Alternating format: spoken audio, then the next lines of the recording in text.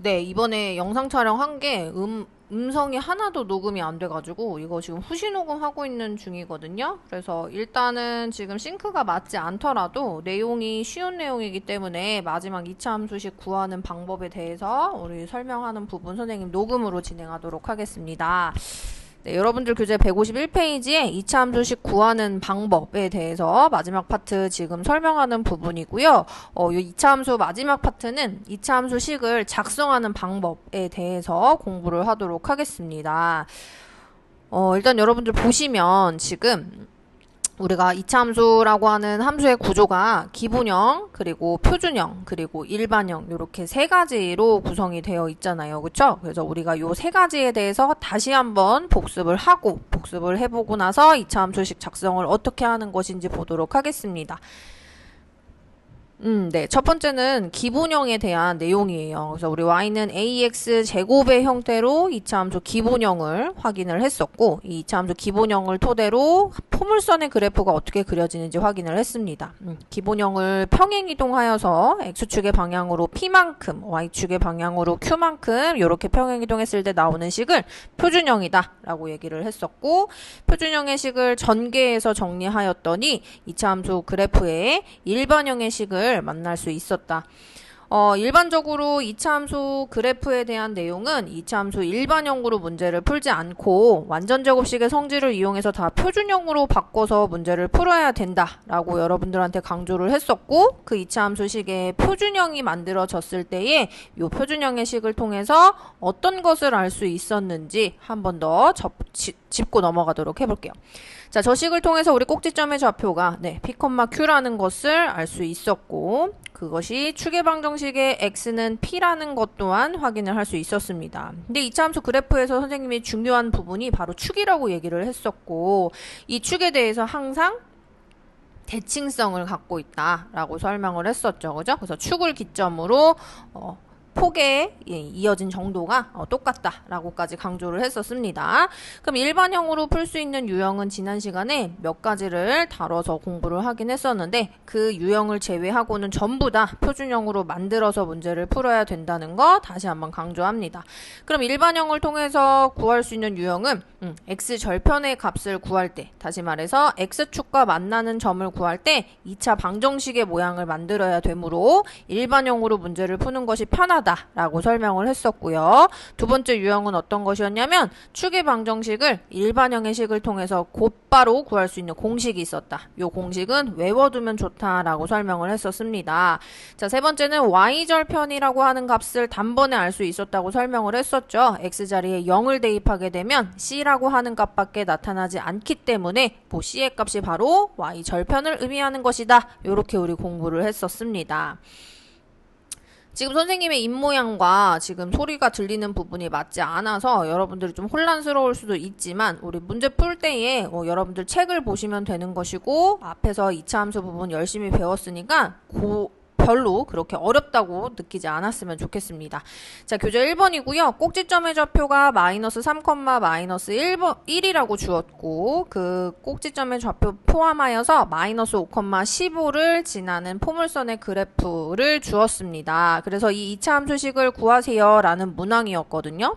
그럼 여기서 주목해야 되는 것은 뭐냐면, 꼭지점의 좌표를 주었다는 얘기는 우리가 표준형의 식을 표준형의 식을 구할 수 있게 된다라는 거예요. 물론 최고차항의 개수가 무엇인지 모르겠지만 우리 꼭지점의 좌표가 p, q였을 때 표준형의 식을 바로 구할 수 있었잖아요. 그쵸? 그래서 x제곱 앞에 개수는 a라고 세팅을 해준 다음에 마이너스 3, 마이너스 1을 지나는 꼭지점의 좌표를 찾을 수 있어야 된다라고 강조할 수 있겠습니다.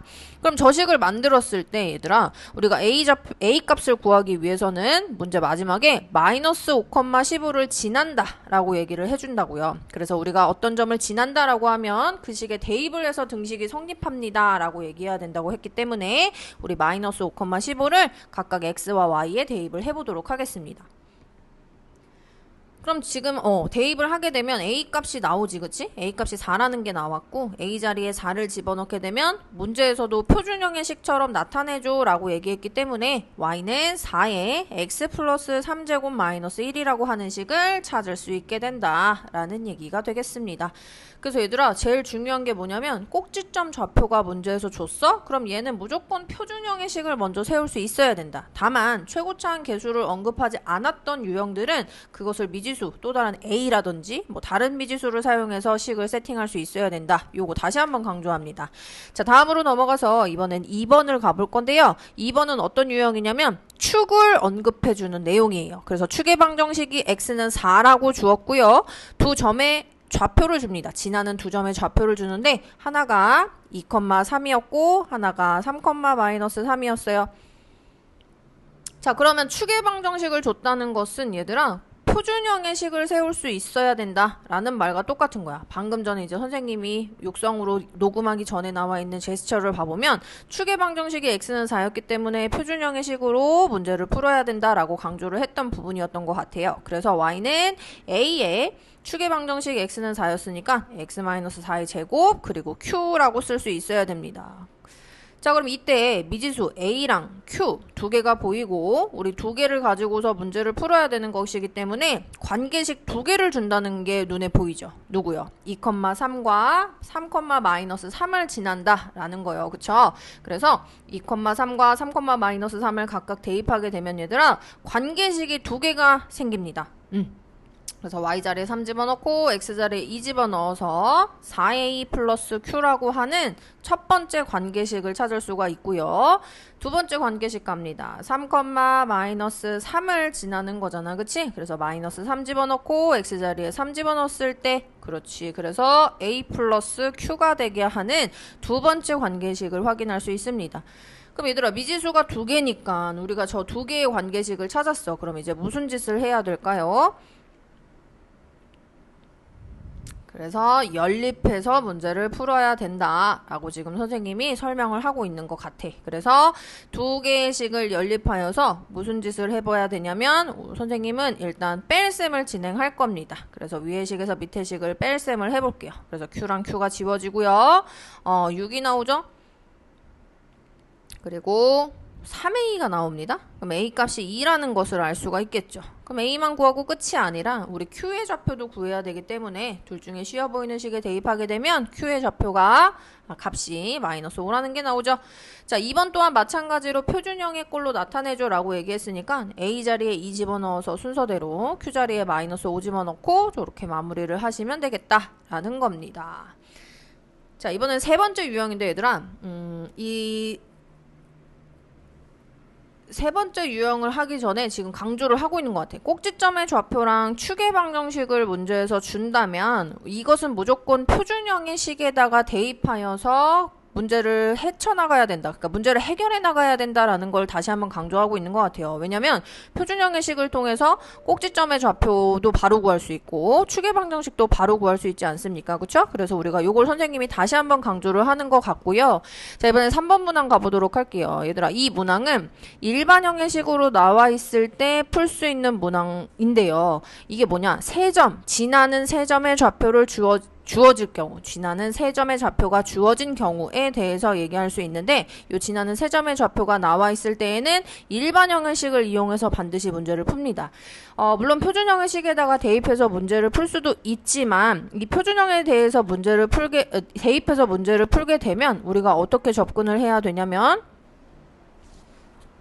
표준형에 대해서 다 대입을 하게 되면 제곱해서 나오는 식이 너무 복잡하기 때문에 세 점의 좌표가 주어졌을 때에는 우리는 일반형의 식에다가 대입을 하는 것이 훨씬 편합니다. 그래서 일반형으로 주어졌을 때 풀 수 있는 유형 한 가지 더 추가를 할게요. 세 점의 좌표가 주어졌을 때, 요럴 때에는 우리가 무조건 어떻게 한다?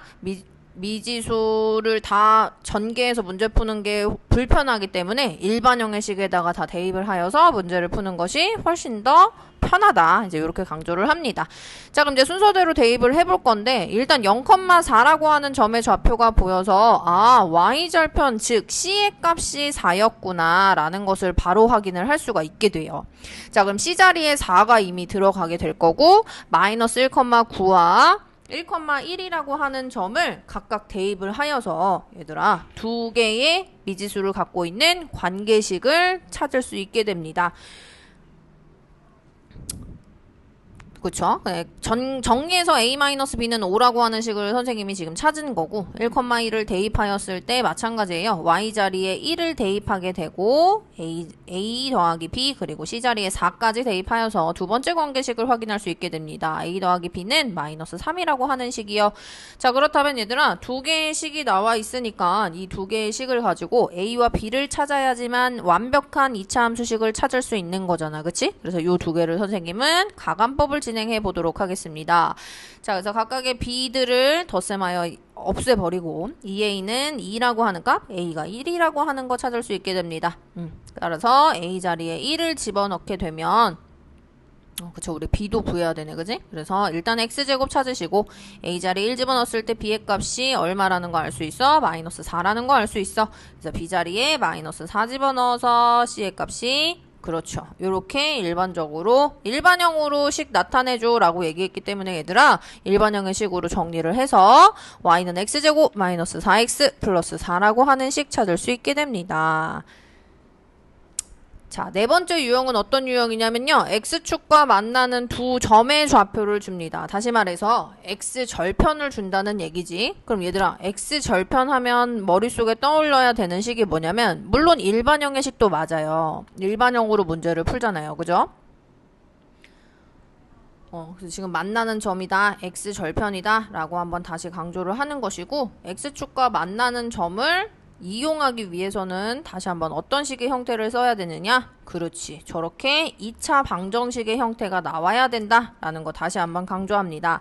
그럼 2차 방정식의 형태 중에서 x는 1이고 x는 4인 근을 갖는 2차 방정식이 나왔어요. 라는 형태이기 때문에요. 얘들아. a라고 하는 최고차 한계수는 당연히 살려 있어야 되고 근이 나오게 되는 2차 방정식의 형태를 세팅할 수 있어야 된다. 다시 강조합니다.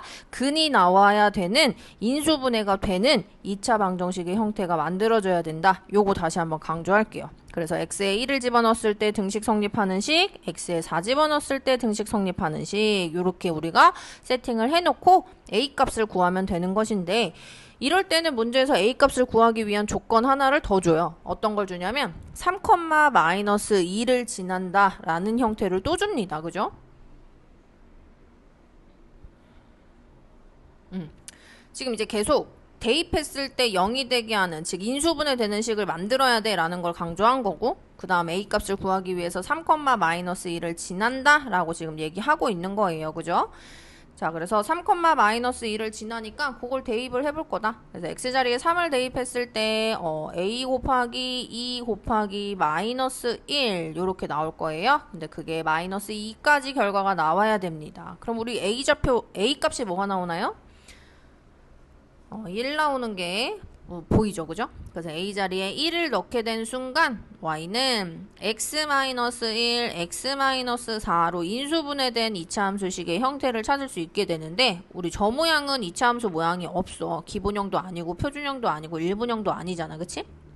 그래서 저 식을 무조건 전개해 줄 수 있어야 됩니다. 그래서 x제곱 마이너스 5x 플러스 4로 2차 함수를 작성하는 방법에 대해서 마무리를 할 수 있더라.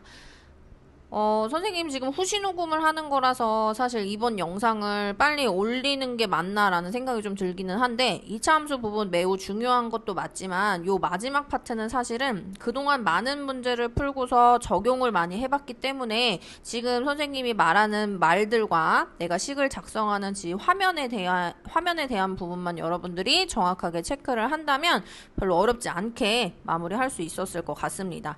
다시 강조합니다. 모든 2차 함수에 대한 형태 형태는 사실은 표준형의 식에서 뻗어나가는 것이 우선이다라고 여러분들한테 강조를 할 거고요. 그리고 더불어 일반형으로 나와 있을 때 정리할 수 있는 유형에 대해서 만 생각을 하고 나머지는 다 표준형으로 문제 풀 수 있었으면 좋겠다 이 얘기입니다. 자, 오늘 수업 여기까지 할게요.